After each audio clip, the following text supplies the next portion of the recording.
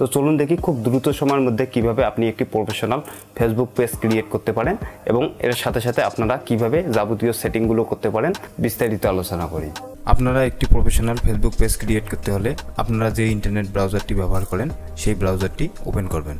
আপনারা ঠিক একই পদ্ধতিতে আপনার ব্যবহৃত মোবাইল থেকেও সেই সেম পদ্ধতিতে কাজটি করতে পারবেন। সেটি করার জন্য আপনার মোবাইলের যে ইন্টারনেট ব্রাউজারটি আপনি ব্যবহার করেন সেই ব্রাউজারটি ওপেন করবেন। ওপেন করার পর এখানে কর্নারেই দেখতে পারবেন একটি 3 ডট আইকন নামে আইকন পেয়ে যাবেন। তো আপনারা সেই 3 ডট আইকনে ক্লিক করবেন। করার পর একটু নিচে আসলেই দেখতে পারবেন ডেস্কটপ সাইট নামে একটি অপশন পেয়ে যাবেন। তো আপনারা এই ডেস্কটপ সাইট নামে যে অপশনটি আছে সেটিতে ক্লিক করবেন। করলেই দেখতে পারবেন আপনার এই স্মার্টফোনটি ডেস্কটপ মোডে কনভার্ট হয়ে গেছে। তো আপনারা এভাবে একই পদ্ধতিতে আপনার স্মার্টফোনটি ব্যবহার করেও একটি প্রফেশনাল ফেসবুক পেজ ক্রিয়েট করতে পারবেন। তো চলুন আমরা ফেসবুক পেজটি কিভাবে ক্রিয়েট করা যায় সেটির বিস্তারিত আলোচনা করি।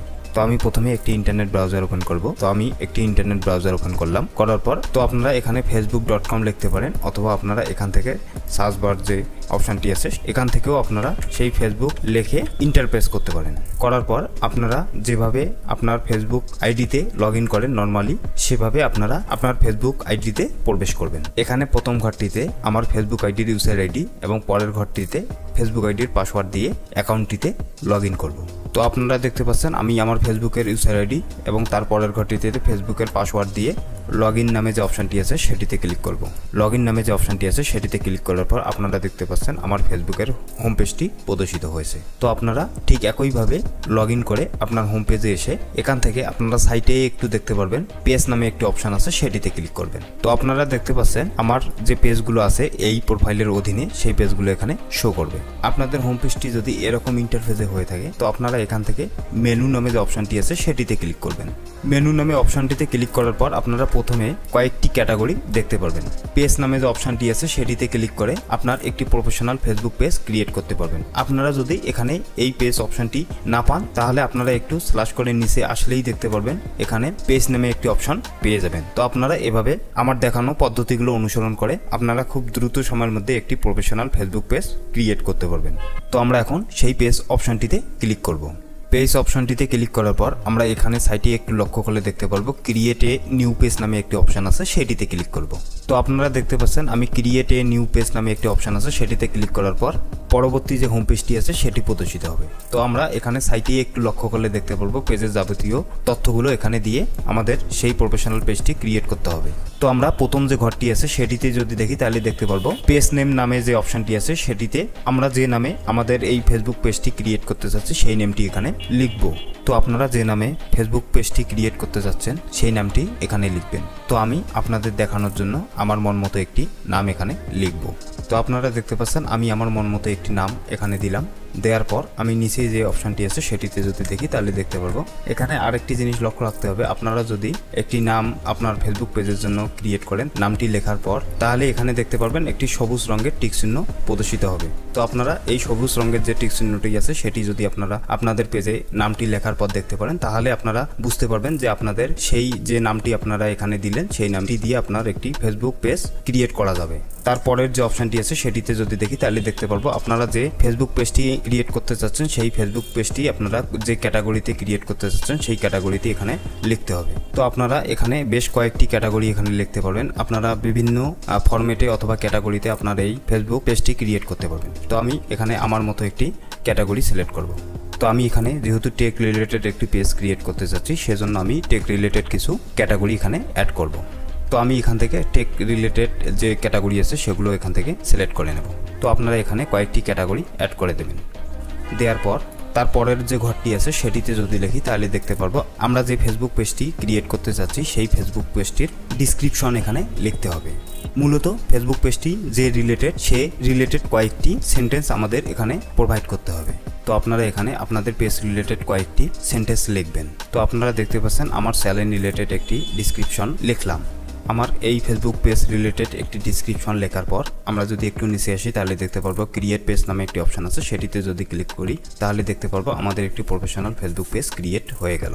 তো আপনারা অবশ্যই লক্ষ্য রাখবেন ফেসবুক পেজ ক্রিয়েট করার সময় এই সবুজ টিক চিহ্নগুলো যেন আপনাদের ফেসবুক পেজে ভেরিফাই হয়ে যায়, তা না হলে আপনার এই ফেসবুক পেজটি ক্রিয়েট হবে না। তো আপনারা অবশ্যই এই দিকটি লক্ষ্য রাখবেন।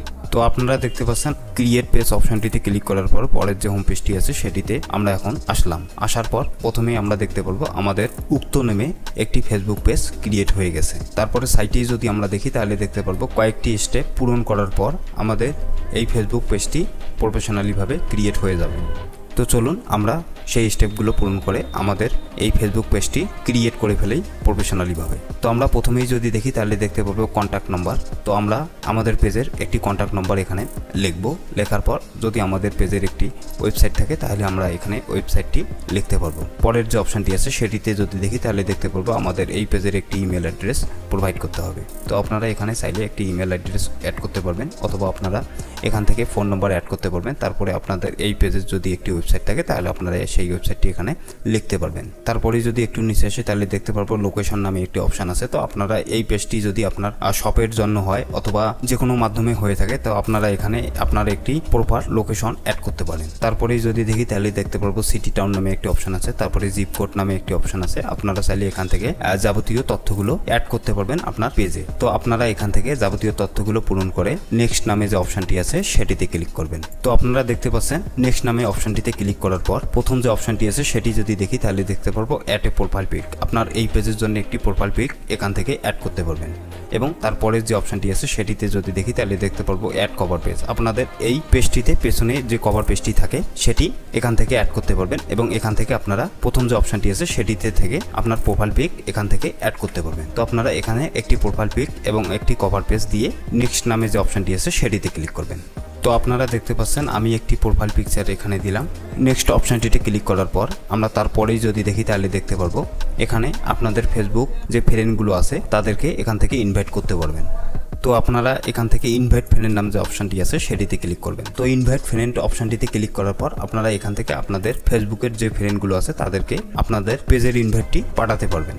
তো আপনারা চাইলে এককভাবেও সেই ইনভাইটটি পাঠাতে পারবেন। সেটি করার জন্য আপনারা এখান থেকে যে টিক চিহ্ন নামে যে অপশানটি আছে সেটিতে ক্লিক করবেন। এই বক্সে টিক চিহ্ন দিলে আপনারা এককভাবে সেন্ড ইনভাইট নামে যে অপশানটি আছে সেটিতে ক্লিক করলে আমাদের পেজটির ইনভাইট তাদের কাছে পৌঁছে যাবে।